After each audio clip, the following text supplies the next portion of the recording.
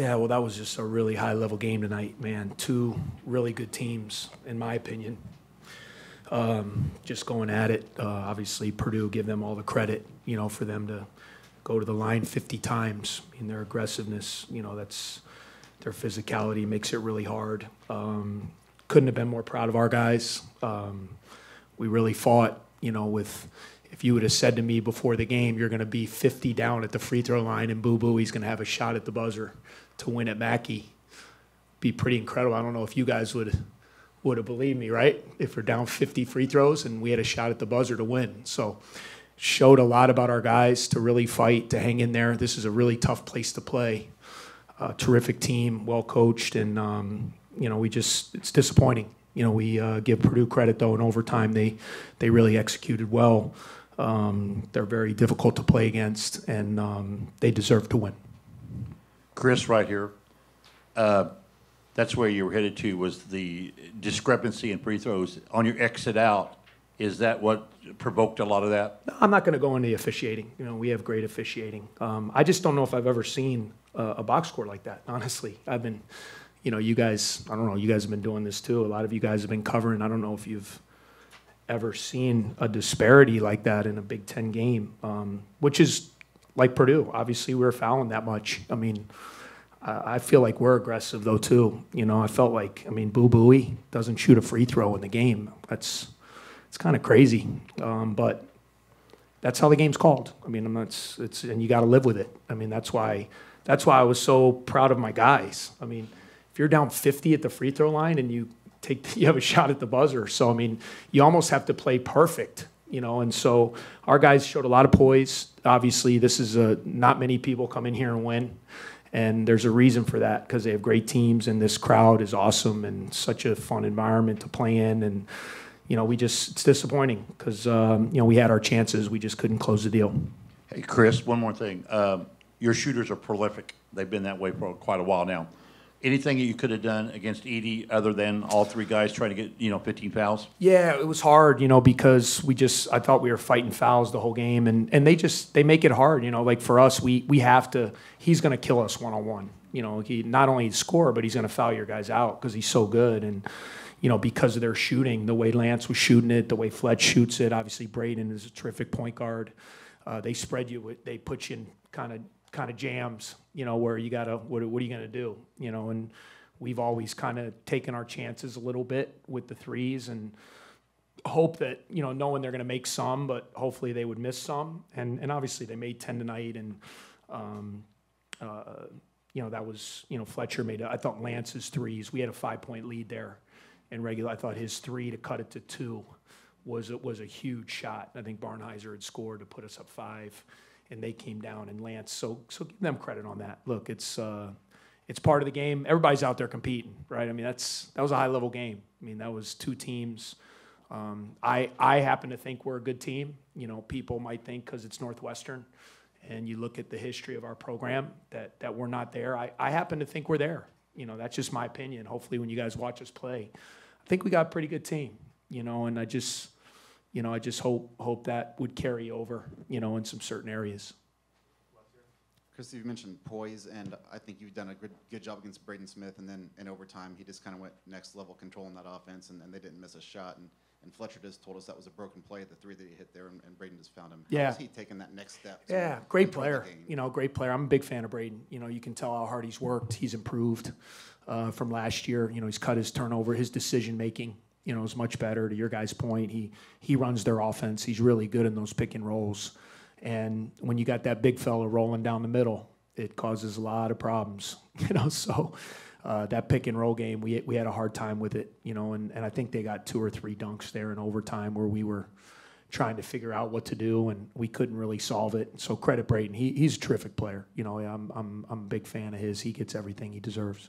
Hey, Coach, you've been around this game your whole life. Talk about Zach Edey, how you've seen this guy progress, and what you talk about him, especially you being in the game forever. Yeah, I said it, guys, and I hope he takes this as a compliment. I've never probably coached or played against anyone who distorts the game in such a positive way. I mean that, he just is such a factor in every way, his size and his skill level. He He's got really good hands.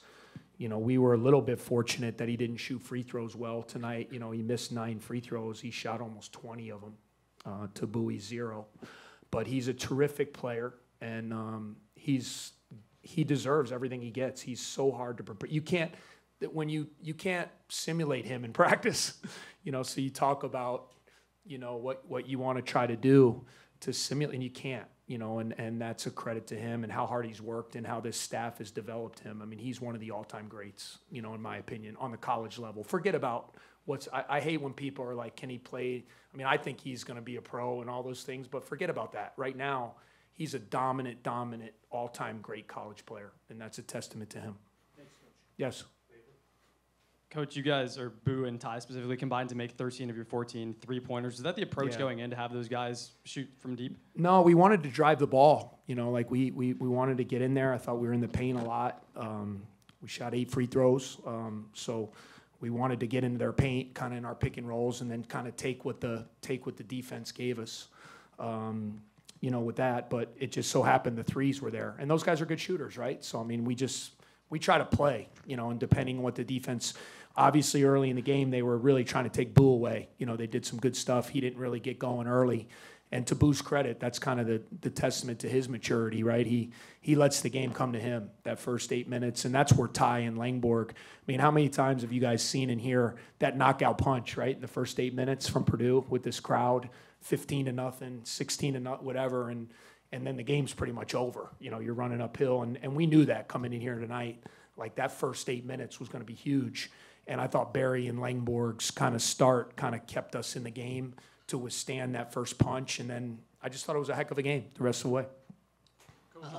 Coach, only 4 rebounds as a team in the first half, Yeah. up to 17 in the second half. What adjustments did you make at halftime to cause that? Yeah, change? we just told the guys, do your best. You know, they're obviously prolific. You know, they had us size-wise on a number of spots, right? Especially when Trey Kaufman's in there. I mean, Gillis, you watch him. I mean, he comes in there so hard. I mean, and I mean that in a positive way. And obviously, Edie on the glass. And, you know, like we tried our best with second chance. That, you know, really for them to only get 12, I thought in the second half we did a better job. The first half, I felt like every time they missed, they got a rebound.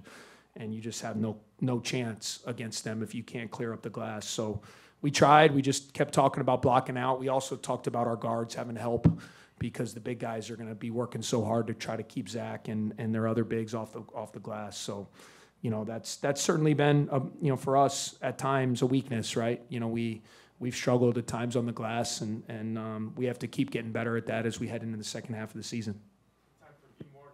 Coach, you guys have been able to keep. I fully forgot my question. I'm sorry, Coach. All right, I still love you. Still my guy. Coach, so Barry and Bowie have 102 points combined in 2 games against Purdue. Do these guys just sense how massive these games are, or is it kind of just an every night thing? Well, I mean, both those guys have been pretty good all year. I mean, Boo's pretty good, in my opinion. You know, pretty much every night he's been pretty consistent. And Ty has really emerged this year. I've been proud of his development. You know, he's really shot the ball well. He's made better decisions. He's been consistently, you know, he showed flashes in his career, but this year he's really come forward and been a consistent guy, which, you know, is so big for us because there's a lot of pressure on Boo, and we need those other guys. We need Ty, we need Brooks, and we need Langborg.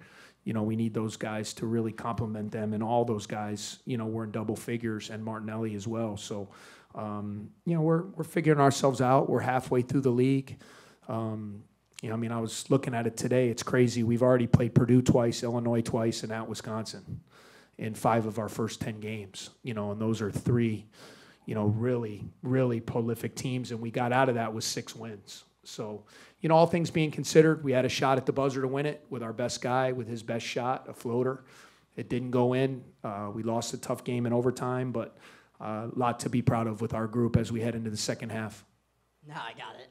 Yeah. Coach, you guys throughout the season, you've always said you want to let Boo be Boo and not call a timeout in those final possession types. Was that the plan for this end of clock as well before Lance committed the foul and then you decided to? Yeah, we were going to let it play it out because you saw what we drew up, right? We wanted to give him space and let him go. And so, you know, a lot of times I feel like when your best player has the ball and then the other team can't sub, you know, they can't set their defense. So we were going to play it out, give them credit. They had a foul to give.